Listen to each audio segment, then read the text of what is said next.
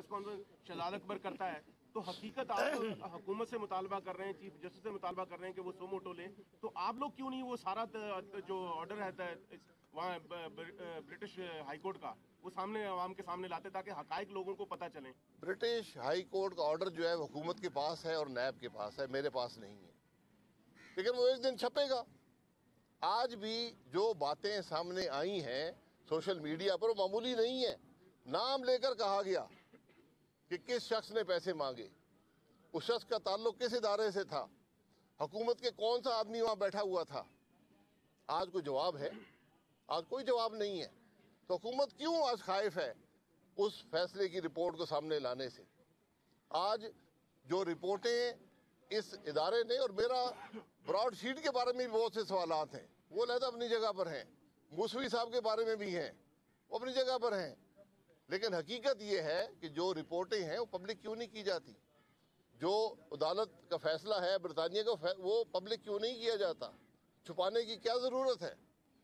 आज जो दावेदार हैं मुल्क में करप्शन को ढूंढने वाले, आज वो खुद कटहरे में खड़े हैं।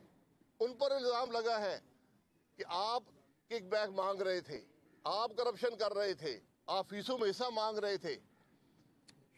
ये वो बातें हैं जिसके जवाबात पाकिस्तान के अवाम चाहते हैं। शाह साहब, दौरा लंदन कैसा रहा? मुलाकात हुई? अगर हुई तो कितनी कामयाब उसको कह सकते हैं?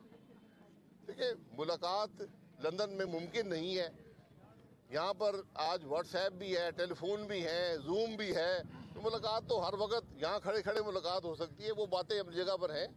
पीडीएम जो है वो मौजूद है, अपना काम कर रही है और इंशाल्लाह पाकिस्तान के अवाम को रिलीफ देगी। साहब ये बताएं कि मूडीज के मुताबिक तो पाकिस्तान की जो मईशत है वो बहुत बुलंदियों पर है और तरक्की कर रही है, इस पर आपका क्या तबसरा है? दूसरा ये इल्जाम ये है कि स्टील मिल्स की निजकारी का फैसला आपकी काबीना ने किया था, इसके हवाले से आप क्या है? देखिए, जो मूडीज की बात है, मूडीज पाकिस्तान में नहीं रहता। पाकिस्तान में हम रहते हैं, आप रहते हैं, पाकिस्तान के अवाम रहते हैं, पाकिस्तान का गरीब रहता है। आज ना बिजली है ना गैस है, महंगाई है, अरूज पर है, बेरोजगारी है।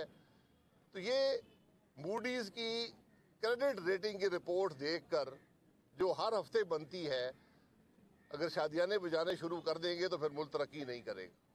मुल्क तरक्की करेगा जब मुल्क आइन के मुताबिक चलेगा। ये बात 2.5 साल ने वाजे कर दी है। इस बात का एहसास कर लें। और जहाँ तक आपने जी स्टील मिल की निजकारी जो है, स्टील मिल जो है ये पिछले 30 साल से निजकारी की लिस्ट पर है। 1990 में शामिल हुआ था। स्टील मिल जो है उसके मुलाजमीन का तहफ़्फ़ुज़ ज़रूरी है। स्टील मिल की जो अपनी वायबिलिटी है उस पर बहुत से सवालात हैं। हमने पहले दिन से स्टील मिल के मुलाजमीन का तहफ़्फ़ुज़ किया, ये रिकॉर्ड की बात है। 5 साल तहफ़्फ़ुज़ किया और उनका तहफ़्फ़ुज़ होना चाहिए, क्योंकि इस मामले में उनका कसूर नहीं है। जो भी बाकी मानदा मुलाजमीन है उनका तहफ़्फ़ुज़ अवलीन तरजीह हुकूमत की होनी चाहिए। शाह साहब, हुकूमत से तो आवाम को कोई अच्छी की तवक्को नहीं है। आपकी तहरीक जब से चल रही है, महंगाई मजीद बढ़नी शुरू हो गई है, चीनी फिर 105 रुपए तक पहुंच गई है, दीगर अशिया भी महंगी हो गई। तो लगता यह है कि पीडीएम ने भी लोगों को सिर्फ ट्रक की बत्ती के पीछे लगाया है, तो कोई उनकी पॉलिसी वाज़ेह नहीं है। पीडीएम के पास ना ट्रक है ना बत्ती है। पीडीएम तो एक तहरीक है, एक बुनियादी बात पर कि जब तक